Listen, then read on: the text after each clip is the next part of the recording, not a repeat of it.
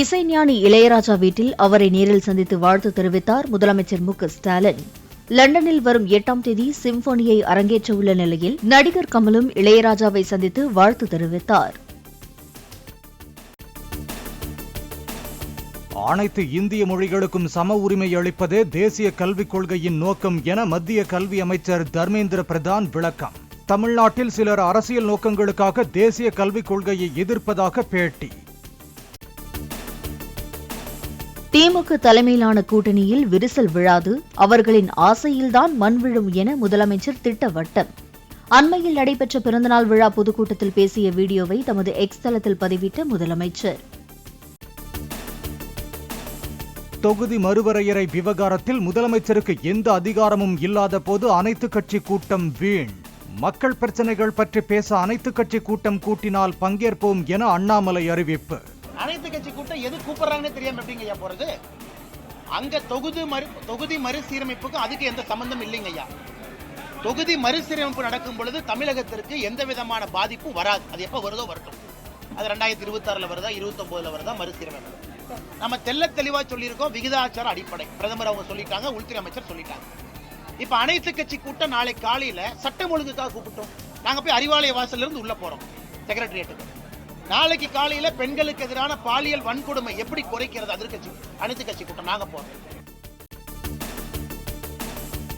துறைக்கு பொருந்தாத அமைச்சராக சேகர்பாபு பதவி வகித்து வருகிறார். அமைச்சர் முன்வைத்த விமர்சனம் குறித்த கேள்விக்கு அண்ணாமலை பதில். சேகர்பாபு அவர்களை பொறுத்தவரை அந்த துறைக்கு பொருந்தாத ஒரு அமைச்சராக முதலமைச்சர் அந்த வண்டியில போகும்போது டிஃபெண்டர் வண்டியில போனா சைட்ல தொங்கறதுக்கு மட்டும் ஒரு அமைச்சர் இருக்காரு. நாங்க தொடர்ந்து கேள்வி கேட்கிறோம். எதற்காக தமிழகத்தில் சட்டம் ஒழுங்கு சீர்குலைந்திருக்கிறது? எதற்காக பெண்களின் மீது குழந்தைகள் மீது தொடர்ந்து பாலியல் வன்கொடுமை அதிகமாகுது? அந்த கேள்விக்கு யாருமே பதில் சொல்றது. அதனால சேகர்பாபு அவர்கள் வேணா நானே டிக்கெட் போட்டு நான் எங்கெல்லாம் வேலை செஞ்சனோ காவல்துறை கண்காணிப்பாளராக அல்லது டிசிபியா அந்த இடத்துக்கு அனுப்புறேன். நானே ஃப்ரீ டிக்கெட் போட்டு ஒரு போய் சுத்தி பார்த்துட்டு வந்து நான் செய்த பணியை பற்றி அவர் குற்றம் சுமத்துகிறார். அண்ணா பல்கலைக்கழக பாலியல் வன்கொடுமை சம்பவம் உள்ளிட்ட சம்பவங்களை கனிமொழி ஏன் கண்டிக்கவில்லை? என்னை பற்றி திடீரென விமர்சிக்கும் கனிமொழி மற்ற சம்பவங்களுக்கு ஏன் வாயை திறப்பதே இல்லை என்று சீமான் கேள்வி. இந்த நாட்டில் இவ்வளவு பிரச்சனை இருக்கு, இவங்களா வாய் திறந்தது எங்கே? அம்மையார் கனிமொழி இந்த அண்ணா பல்கலைக்கழக பாலியல் வன்கொடுமைக்கு, பொள்ளாச்சி பாலியல் வன்கொடுமைக்கு 9வது படிக்கிற பிள்ளையா 4 வாத்தியார்கள் சேர்ந்து கற்பமாக்குனாங்களா? அதுக்கு வாய் திறந்தது? மனநலம் பாதிக்கப்பட்ட பெண்ணை 8-10 பேர் சேர்ந்து வன்புணர்வு செஞ்சானே, அதுல உங்க கருத்து என்ன? தினந்தோறும் பள்ளிக்கூடத்துக்கு போற பிள்ளைகளை ஆசிரியர் தாளாளர்கள் துன்புறுத்துவதில் உங்க கருத்து என்ன? 3 வயது குழந்தைய மயிலாடு அது வன்புணர்வு செஞ்சு கண்ணு கட்டி மண்டையில அடிபட்டு கண்ணு சிதைஞ்சு போயிருக்குது, அதுல உங்க கருத்து என்ன? நடிகையின் திருமண மோசடி விவகாரத்தில் என்னை பாலியல் குற்றவாளி என சொல்ல நீங்கள் யார்? என்னை பற்றி பேச மற்றவர்களுக்கு என்ன யோகியதை இருக்கிறது என சீமான் ஆவேசம். ஒரு சமூகத்தை நேசி நிற்கிற ஒரு மகனை முச்சந்தில் நிச்சு தேனா அவமானப்படுத்திக்கிட்டு இருக்கிறீங்க. உங்களுக்கெல்லாம் தகுதி இருக்கு? அரசியல் தலைமையில் பெரிய தலைமையை பண்பாடு மிக்க என்னடா அந்த நாட்டை புண்ணியவானும் கண்ணியவானும் ஆண்டுகிட்டு இருக்கீங்க? என்ன யோக்கியது இருக்கு என்னை கேள்வி கேட்க பேசுறது?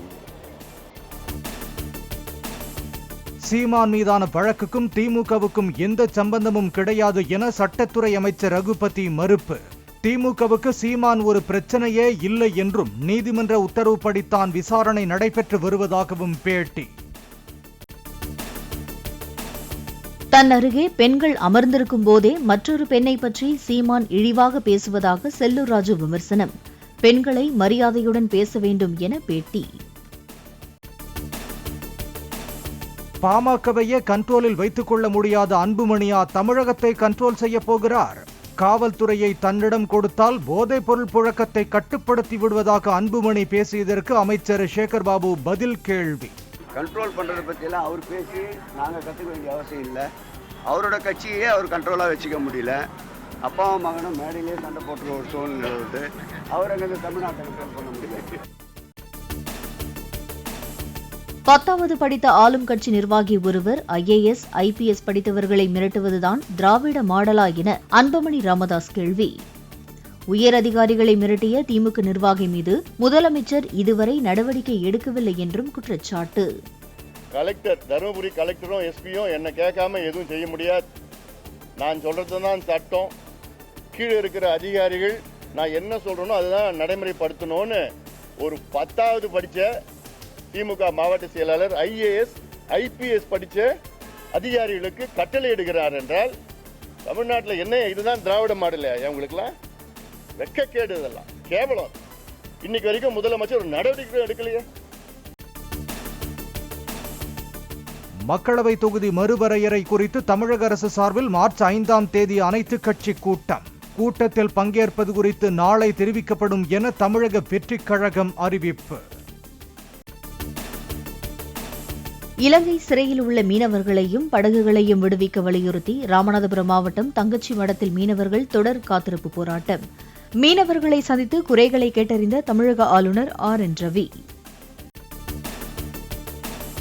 தமிழகம் புதுச்சேரியில் 12ஆம் வகுப்பு பொதுத் தேர்வுகள் நாளை தொடக்கம். 3316 தேர்வு மையங்களில் 8,21,000 பேர் தேர்வு எழுதுகின்றனர். நாளை தொடங்கும் 12ஆம் வகுப்பு பொதுத் தேர்வை எழுதும் மாணவ செல்வங்களுக்கு முதலமைச்சர் மு க ஸ்டாலின் வாழ்த்து. பதற்றமின்றி உற்சாகத்துடன் தேர்வுகளை எதிர்கொள்ளுமாறு வேண்டுகோள். வாக்காளர் புகைப்பட அடையாள அட்டை எண் எப்படி இருந்தாலும் பதிவு செய்யப்பட்ட தொகுதிக்குட்பட்ட வாக்குச்சாவடியில் மட்டுமே வாக்களிக்க முடியும். இருவேறு மாநிலங்களில் ஒரே எண்ணை கொண்ட வாக்காளர் அட்டை வழங்கப்பட்டுள்ளதாக வெளியான தகவலுக்கு தேர்தல் ஆணையம் விளக்கம். சென்னை அருகே சாலையோர டிஃபன் கடைக்கு சென்ற ஹிந்தி நடிகர் சோனு சூத் கடையில் இருந்த பெண்ணுடன் பேசியபடி உடன் வந்தவருக்கு தோசை சுட்டுக் கொடுத்தார். ரஞ்சி கோப்பை கிரிக்கெட் தொடரில் 3வது முறையாக சாம்பியன் பட்டத்தை வென்றது விதர்பா அணி. கேரளாவுடனான இறுதி ஆட்டம் டிராவில் முடிந்தாலும் முதல் இன்னிங்ஸ் லீட் மூலம் கோப்பையை வென்றது.